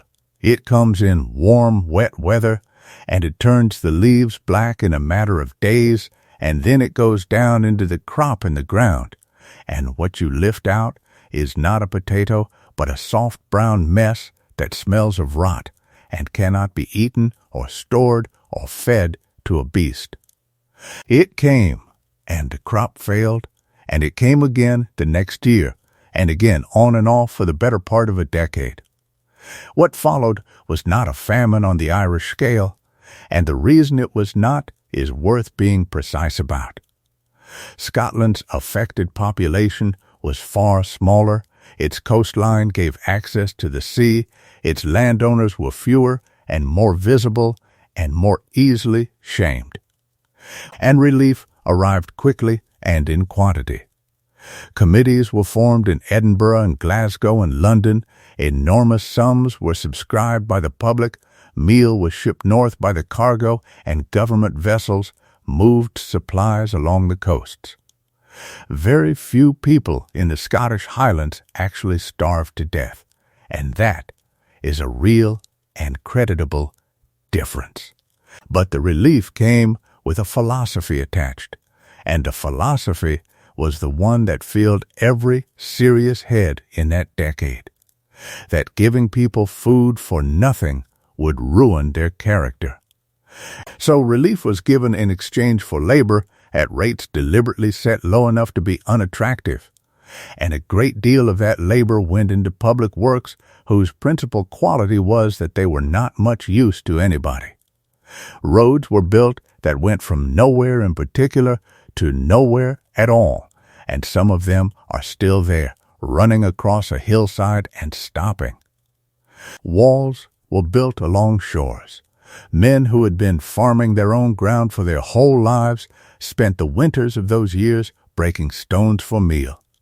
And the landlords, some of whom went bankrupt in the process, and some of whom behaved with real generosity, arrived collectively at the same conclusion the relief committees were arriving at, which was that the West Highlands had far more people on it than any conceivable economy there could support, and that the only lasting cure was to move the surplus overseas. That is how the great age of assisted emigration began. In 1851 a society was formed, with the support of government and the enthusiastic patronage of some of the grandest names in the country, for the express purpose of shipping Highlanders to Australia, which was crying out for labor and had gold. Estates paid part of a family's passage, and a society paid part, and a colonial government paid part. And the family found the rest by selling its cattle, and thousands went. Now, was it voluntary? That is the question everybody wants a clean answer to, and the honest answer is that the word does not really fit. Nobody was chained. A great many people wanted to go and said so, and had been trying to save the fare for years, and regarded the offer of assistance as an act of straightforward kindness. And at the same time, an estate that had cleared your township, refused you new ground, taken your cattle for arrears of rent, and then offered you a passage to Australia, had arranged your choices very carefully before inviting you to make one. Both of those things were true in the same decade, sometimes in the same parish, occasionally in the same family. So then, the ships. An emigrant vessel of that period was a merchant sailing ship, not built for passengers, with a temporary deck of rough timber laid in the hold and berths built along it in tiers. Each berth a wooden box shared by a family. Headroom between decks was often under 6 feet. There were no ports to open in bad weather, so in a gale the hatches were battened and several hundred people lay in the dark in an unventilated space for days at a time. Cooking was done in turns at a stove on the open deck, when the weather allowed, and when it did not, it was not done at all. The passage to the St. Lawrence took anywhere from 5 weeks to more than 3 months, depending on the ship and the season and the luck. The passage to Australia took 3 to 4 months and crossed the tropics twice. Water went stale and had to be strained through cloth. Biscuit went weevily and was eaten anyway after knocking it on the table. And in the crowded dark below decks, sickness moved as it always does in such places. Fevers, measles among the children, dysentery. Some ships crossed with barely a death. Some lost a great many, and the burials at sea were conducted with whatever ceremony could be managed while the ship kept going, because a ship on a crossing cannot stop. And with all that said, it must also be said that people sang on those ships and courted on them and were married on them by a minister who was emigrating too, and that the Gaelic songs made about the crossing are not all laments. Some of them are astonishingly funny about the food. Landfall, for most, was British North America. The eastern seaboard of Canada took Highlanders by the tens of thousands over 80 years, and it took them in a pattern, because emigration always follows the people who went first.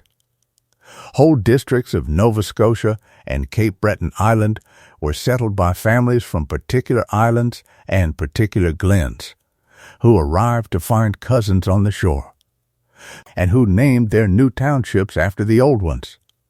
In eastern Ontario there was a county settled so thoroughly from one Highland district that its very name is the name of that district. On Prince Edward Island, in New Brunswick, along the St. Lawrence, the same thing. What they found was land, in quantities that no one from a crofting township could quite believe, and it was theirs.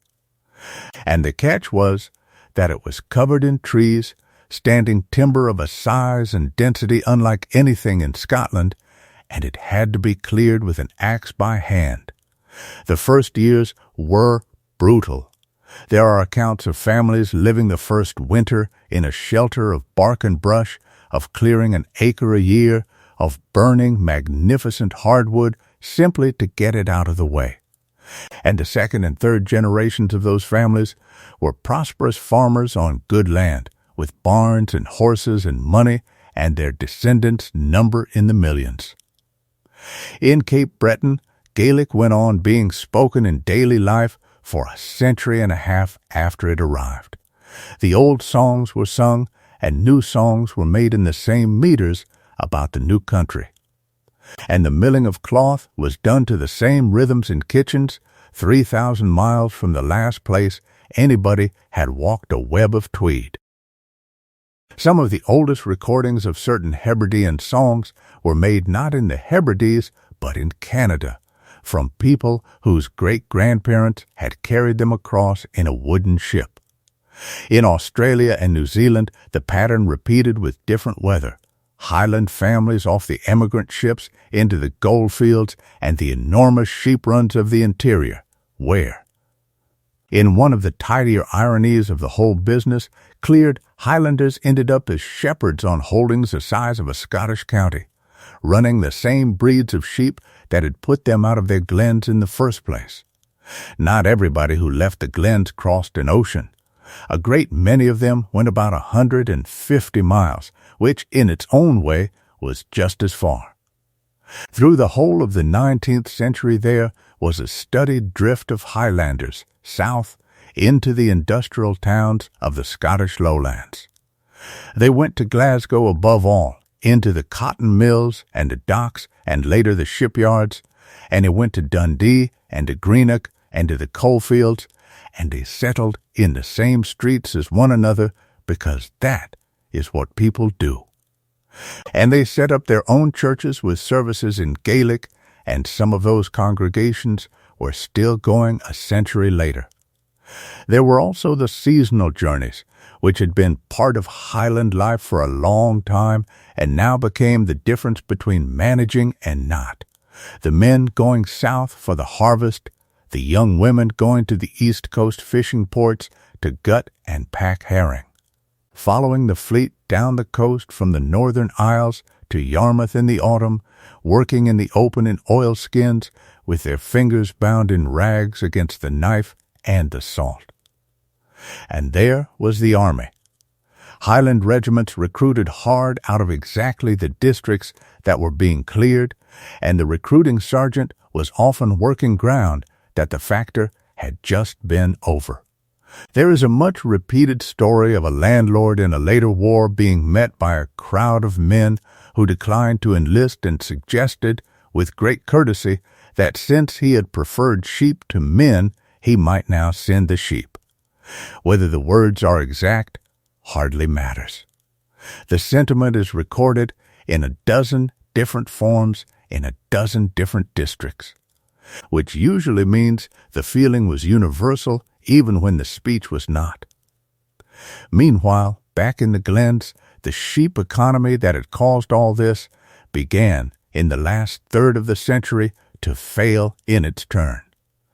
The reason was the same reason the kelp had failed.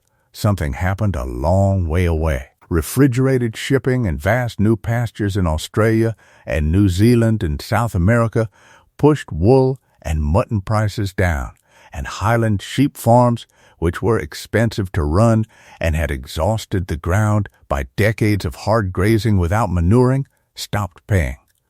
Rents fell. Leases were given up. And into the gap came the third great use of the Highlands, the one that is still there.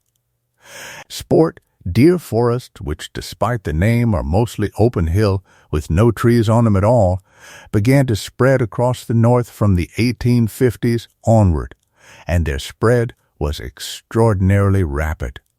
A landowner could let a stretch of hill for the stalking season to a wealthy tenant from the south for a rent that made sheep look ridiculous, and the tenant came for a few weeks in the autumn, and built or rented a lodge, and employed keepers and gillies and ponymen, and went away again. The taste for it was set at the very top. In 1852, the Queen and her husband bought an estate on Deeside called Balmoral and rebuilt the house in the fashionable baronial style, and the royal family began spending part of every year in the Highlands, in tartan, shooting, sketching, and having a wonderful time. Everything they did became fashionable at once, and within a generation the Highlands had been comprehensively reimagined in the mind of Britain. Not a country with an economy and a population and a grievance, but a scenery, a place of heather and stags and mist and romance into which people came for the season. There is a strange double vision in that period which is difficult to overstate. The same decades in which Highland families were being shipped to Australia were the decades in which Highland dress, Highland music, Highland landscape painting, and Highland sentiment became the height of British taste. The tartan that had been banned within living memory was now being manufactured in lowland mills in improvised patterns and sold to everybody. The people were removed and the costume was kept. It happens more often in history than anyone likes to admit, and it is not usually done cynically. Mostly it is done by people who are entirely sincere and have never once had to think about where the previous tenants went. By the 1870s, then, the Highlands were a landscape of enormous private estates, some in sheep, more and more in deer, dotted with lodges, worked by a small population of shepherds and keepers. And around the coasts a fringe of crofting townships holding a great many people on very little ground. That crofting fringe is the last piece of the structure, and it needs describing, because it is what survived. A croft is a small holding of a few acres of arable held by a tenant with a share in a common grazing on the hill behind, held along with all the other crofters of that township. The crofts were laid out by estates in the clearing years, generally in a line along a road or a shore, each one a strip so that everybody got a share of the good ground and the bad. It was, deliberately, too little land to live on. The whole design assumed the crofter would earn his rent elsewhere, at the fishing or the harvest or in the army, and would keep a cow and grow his potatoes on the croft. And here is the thing that made the whole arrangement unbearable by the 1870s. A crofter had no security whatever. He was a tenant at will, or on a lease so short it made no difference. If he drained his ground, built a dike, or improved his house, the improvement belonged to the landlord, and the rent could be raised on the strength of it. If he complained, he could be removed. There was no appeal, no arbitration, no standard rent, and no compensation for anything he had built with his own hands. He was, in a phrase used often at the time, a man farming on a slope with no ground under him. For 2 generations, people put up with that.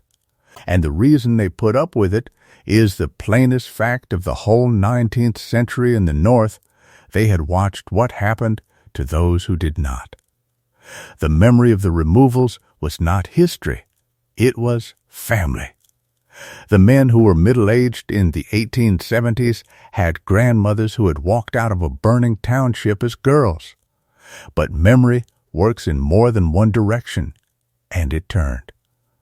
The generation that came up in the 1870s had been to school. They could read English, and they read newspapers. They had been to the fishing and the South and the Army and had seen how tenants were treated in other places.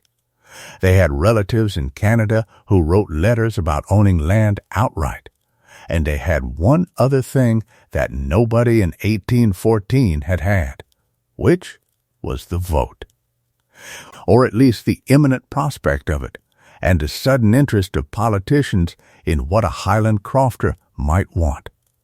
The Irish were also, at that exact moment, conducting a land war of their own with considerable success and enormous publicity, and it did not go unnoticed on Skye that tenants in Ireland had won security of tenure, fair rents fixed by a court, and the right to sell their improvements by organizing and refusing to pay.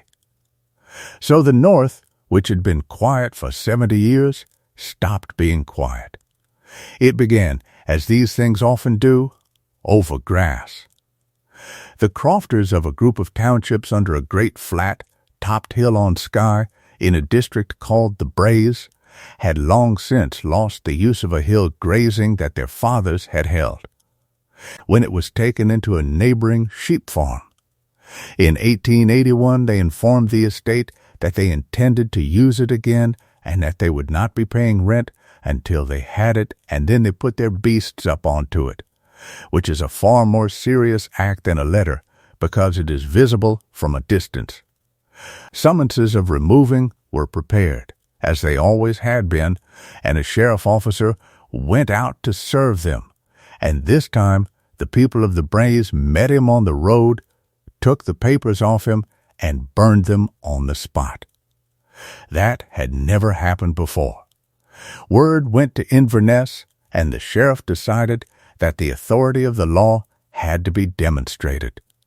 And in April of 1882 he came out from Glasgow with about 50 policemen, at dawn in rain, and marched up the road to the Braes to make arrests. They made the arrests. Coming back down the road at a narrow place with a steep brae above it, they found several hundred people waiting, mostly women in the front rank, with stones. What followed lasted perhaps half an hour, and there were injuries on both sides, batons used and stones thrown, and the police got through with their prisoners and got back to Portree. It was, by the standards of the century's disorder, a small affair. It was reported everywhere in Britain within 2 days. The name it acquired in the newspapers, the Battle of the Braes, was a piece of journalistic overstatement that turned out to be extremely useful because it made the thing famous, and a Highland crofting grievance had never been famous before. Within months, there were land leagues in every crofting district, rent strikes across Skye and Lewis and the mainland west, and a stream of correspondence coming north to write about it. At Glendale, in the northwest of the same island, the resistance was more organized and lasted longer, and in the end a gunboat with Marines aboard was sent to the lock, which is the single most eloquent detail in the whole affair. Several of the Glendale men gave themselves up rather than have the district occupied, were tried in Edinburgh, and served 2 months in prison, and came home to find themselves heroes with a nickname that stuck for the rest of their lives. The government did what governments do when a thing will not go away and cannot be shot. It appointed a commission. The commission that sat in 1883 under a chairman, Lord Napier, whose name is now attached to it forever, was set up to inquire into the condition of the crofters and cotters of the Highlands and Islands, and it did something no official body had ever done in that country. It went there. It traveled by boat and pony and on foot to 60-odd places, into small townships on remote islands, and it sat down in schoolrooms and church halls, and it took evidence, on oath, from crofters, in Gaelic through interpreters, and had every word written down and printed by the government at public expense. The result is one of the most extraordinary documents in British history, and it runs to thousands of pages, and it is essentially the voice of a people who had been talked about for 100 years and never once asked. Old men stood up and described from their own memory the removal of a township in their childhood, the day, the weather, the names of the officers, what was taken, where they went, who died on the road. Fishermen described their debts. Women described what a cow meant. And in place after place, the same request came, in the same order, security of tenure, so that a man could not be put off the ground he was on, fair rents fixed by somebody other than the landlord, compensation for the improvements he made, and, above all, more land, and specifically the return of the grazings that had been taken in to the sheep farms. There was also, running through the whole thing, an undertow that the commissioners plainly had not expected, which was fear. Witness after witness asked whether what he said could be used against him afterwards. Several would not give evidence at all until they had been promised in front of everyone that they would not lose their croft for it.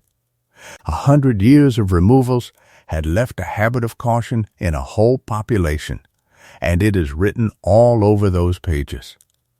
The commission reported in 1884 with recommendations that were cautious and, in the eyes of the crofters, badly inadequate. But the evidence had been published, and the evidence did the work. It was quoted in Parliament and in the press for years, and in the meantime the county franchise had been extended, and for the first time crofters in the Highlands could vote, and at the general election of 1885 they used their new vote in the most straightforward possible way. They threw out the landlord's candidates across the crofting counties and returned a block of members pledged to land reform. Several of them elected on the votes of men who had never voted for anything before in their lives. The following year the Crofters' Holdings Act was passed. It is not a romantic piece of legislation. It is a dry statute, and it did not give anybody back their glen, and the land raiders of the next 30 years thought it was a poor thing. What it did was this. It gave the crofter security of tenure so long as he paid his rent and did not break his conditions, he could not be removed, and that alone ended 120 years of Highland history in a single clause. It gave him the right to bequeath his croft to a member of his family. It gave him compensation for the improvements he had made if he ever did leave. It set up a commission with the power to fix a fair rent on application and to cancel arrears, and in its first years that commission went round the crofting counties, cutting rents substantially and wiping out arrears wholesale. And it gave townships a mechanism, weak but real, to apply for the enlargement of their holdings. From 1886 onwards, a Highland crofter could plant a tree, drain a field, or build a stone house in the certain knowledge that he and his children would be the ones living in it. It did not settle the land question, though, because the crofters had never only wanted safety on the small piece of ground they were standing on. They wanted the ground their grandparents had been put off, and that was still out there, in sheep and in deer, in blocks of thousands of acres, in full view. So the last chapter of the whole long story is the slow, stubborn, largely successful business of getting some of it back. It went on for 50 years, and the method was the land raid. A group of men from a crowded township would walk on to a farm or a deer forest, mark out holdings with pegs, build a hut, put in a crop, and wait to be arrested. Sometimes they were. There were raids on the islands and on the mainland through the 1890s and the 1900s, and after each one there was an interdict and a court appearance, and occasionally a spell in prison in Edinburgh, and each time a little more public sympathy attached itself to the raiders and a little less to the proprietors. Meanwhile, the government kept legislating. A board was set up in the last years of the 19th century to deal with the congested districts, meaning the places where too many people were living on too little ground. And it bought estates and broke them into new holdings and built piers and roads and helped with stock. Further acts extended the crofters' protections and gave the state more power to create new holdings out of large farms. And then came the Great War, and it changed the temperature completely. The crofting counties sent an enormous proportion of their men to that war, in the regiments, and above all in the Naval Reserve, because a West Coast fisherman was already half a sailor. The casualty rates from those small communities were among the worst anywhere in Britain. On the very last day of the year in 1918, with the fighting over, a naval yacht bringing home hundreds of returning sailors to Lewis struck rocks within sight of the harbor lights of Stornoway. A few hundred yards from the shore, in the dark, and more than 200 men who had survived the entire war were lost in the water at the end of it. There is hardly a household on that island that was not touched, and the memory of that night sits underneath everything that happened there afterwards. The men who did come home came home having been promised land, in as many words, by a government that needed them. And when the promises were slow, they went and took it. The raids after 1919 were on a different scale from the ones before. Whole farms occupied by parties of ex-servicemen in uniform, with the local sympathy of everybody and the newspapers watching. And proprietors who now found that a court order against a decorated soldier was not a thing any government wanted to enforce. A land settlement act was passed, money was found, and over the following years, thousands of new holdings were created out of former sheep farms and deer forests across the Highlands, and the last of the great raids was settled by simply giving the raiders the ground. That is where the map more or less stops moving. From the 1920s onwards, the crofting counties settled into the shape they have now. Secure tenants on small holdings around the coasts, common grazings behind them, large estates in the interior, and a population that went on falling gently for most of a century. Not because anybody was removing them anymore, but for the ordinary modern reason that there was more work and more money somewhere else. The later story is mostly quieter and mostly administrative, and it is a real story all the same. Electricity came to the Glens after the Second War, from a hydro scheme that dammed the locks and put power lines up the straths, and it arrived in houses that had been lit by paraffin, and the people who remember the day the light came on remember it the way other people remember a coronation. Roads were widened, ferries got bigger. The Gaelic language, which had been discouraged in the schools for generations and beaten out of children in some of them, was slowly and belatedly given back a place, first as a subject and then as a medium, and there are now children in Glasgow whose parents have no Gaelic at all being taught their lessons in it. And in the last 30 years or so, something happened that would have seemed simply impossible to every generation between the burnings and the war. Communities began buying their own islands and estates. A crofting township on the west coast bought the land it stood on. An island bought itself outright, and then another, and then a large estate in the northwest. And a whole island of the Hebrides, and legislation followed to make it easier, giving crofting communities a right to buy the ground they live on. It is not universal, and it is not simple, and running an estate is a great deal harder than owning one. But somewhere between 1/3 and 1/2 of the land in the Western Isles is now held by the people who live on it. And each of those purchases was signed by descendants of tenants who could once have been removed at a term day with a paper they could not read. There is a nice symmetry to that, and it should not be allowed to tidy the story up too much. The Highlands remain the most concentrated pattern of private land ownership in Europe. A very large part of Scotland is still held by a very small number of people. That argument is not finished.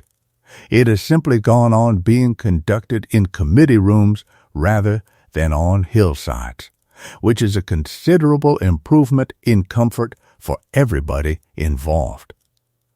So let us go back to that glen at the end and see what is there now. Walk up it from the road on a soft gray afternoon in summer with the midges out and the river low. For the first mile there is nothing but bracken and rushes and the sound of water and the hills going up on either side exactly as they did, because hills are the one thing in this story that did not change. Then, on the flat ground above a bend in the river, where the soil is deep and the drainage is good and the wind comes least, you begin to notice that the grass is different. It is greener there than anywhere around it, a strong, sweet green, and it is growing in shapes. Long, low rectangles at easy angles to one another, about the size of a modest room, with a slightly raised line running round each one. Those are the walls. Turf and stone, fallen in on themselves and grown over. But a wall does not disappear, it only lies down. If you go and stand inside one of the rectangles, you are standing in a house, and the doorway is the gap in the low ridge on the sheltered side. And the reason the grass is so green in there is that people and cattle lived on that spot for a very long time, and the ground has never forgotten it. Around the houses, on the slope, if the light is low and coming across, you will see the rigs. Long, parallel corduroy ridges under the bracken running down the hill, dozens of them, the plowed and spaded ground of the township. On the steeper parts there are lazy beds, narrower ridges built up by hand with a spade for potatoes, on ground so poor and so tilted that nobody would look at it twice today. Somebody built those beds, one spade width at a time, and carried seaweed up to them. There is a rowan tree by the corner of one house, considerably older than it looks, because a rowan was planted by a door for luck, and rowans are stubborn. There is a heap of stones that was a corn kiln. There is a hollow way, a sunk track worn afoot deep into the hillside by generations of cattle and bare feet going up to the shealing ground. And if you follow it up over the shoulder of the hill, you will come to the shealing huts, little green rings in the grass beside a burn, where the young people went every summer with the beasts, and the grass in those rings is greener too. And there is not one sound in the whole glen except water and wind and, somewhere high up, sheep. That is what a cleared township looks like after 200 years. It does not look like a ruin. It looks like a field with unusually good grass and a strange habit of straight lines. You could walk up that glen and see nothing at all if you did not know how to look. Most people do walk up it and see nothing at all and call it beautiful, and they are right. It is beautiful. And it is also a room somebody swept and a doorway somebody stood in with a pail. It is all still out there. That is really the point of tonight. Every one of those glens is still exactly where it was, and the green rectangles are still in the grass, and they are not going anywhere, because turf holds a shape for a very long time, and nobody has had any reason to plow them since. The people are still out there, too, in a different distribution.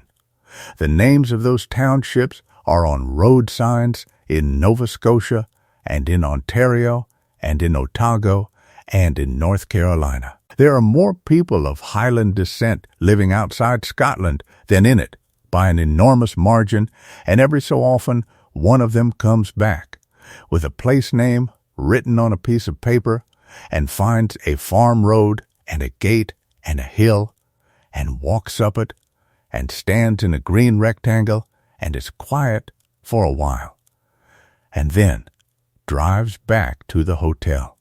That happens most weeks of the summer, in a dozen glens at once. The language is still there, though it took a very great deal of damage, and the songs are still there, and a surprising number of them are songs made by people who were being moved, or who had already been moved and were looking back across an ocean at a place they knew they would not see again. Those songs are the reason the details survived at all. A committee minute records a decision. A song records the weather on the day. The sheep are still there, though far fewer than in the great days, and the deer are still there in enormous numbers, and in the last few decades, something new and slightly startling has begun in a scatter of places across the north. Fences have gone up, and the grazing has been taken off the hill, and birch and rowan and pine have begun to come back up the slopes on their own, the ordinary trees of that country filling in the shapes of the old wood that 6,000 years of farming took away. In some of those places, the trees are already tall enough to walk under. It will take longer than any of us have, and nobody alive will see the finished thing, and it does not need anybody to see it. That is the way of the whole story, in the end. It is not a story with a villain who is punished or a hero who wins, however much everyone would like it to be. It is a story about what happens when a set of arrangements that everybody assumed were permanent turn out to have been resting on nothing but custom, and about how long the marks of that take to fade, which is longer than the people who made them, and longer than the people who resented them, and quite possibly longer than the language they argued about it in. History does not disappear. It just becomes the ground beneath our feet, and then the grass grows over it, greener than the grass around it, in the shape of a room. And all of it will still be there in the morning, doing exactly what it is doing now, whether you are awake for it or not.